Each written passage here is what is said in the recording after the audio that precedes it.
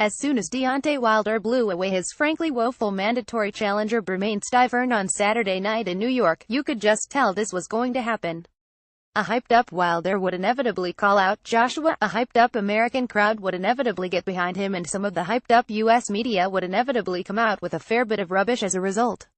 The stupidest of this rubbish, which I have since heard from both fans and journalists, is the suggestion that unified WBA and IBF heavyweight champion of the world Anthony Joshua is ducking WBC king Deontay Wilder. Joshua's team, particularly his promoter, Eddie Hearn, have made their position on the situation quite clear.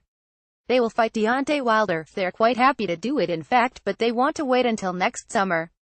And that's fine. Yes, we'd rather see the fight now, of course we would. But the reality is that, outside of the Canelo Golovkin rematch, this is the biggest fight that can be made in boxing today. It needs to be handled correctly.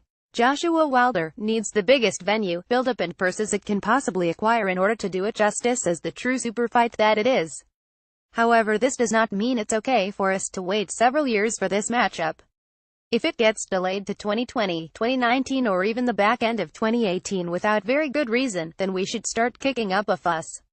If Wilder continues to call Joshua's name and the Brit repeatedly swerves him, then fans and media alike should start to get on AJ's back. This hasn't happened yet. Right now, we're in a situation where Anthony Joshua's promoter wants one more fight for both men next spring, before putting together their mega fight with a crowd of 90,000 people at Wembley Stadium in the summer. You can't be ducking someone if your plan is to fight them in 7 months.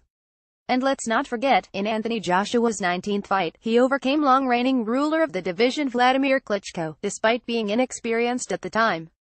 Charles Martin didn't turn out to be up to much, but even that fight seemed a big jump in class for Joshua at the time he took it. Not many fighters go straight from British level to world level, and not many fighters jump straight from the likes of Eric Molina to the likes of Vladimir Klitschko. So let's stop claiming all this ducking nonsense and afford Anthony Joshua a little bit more of the respect he deserves.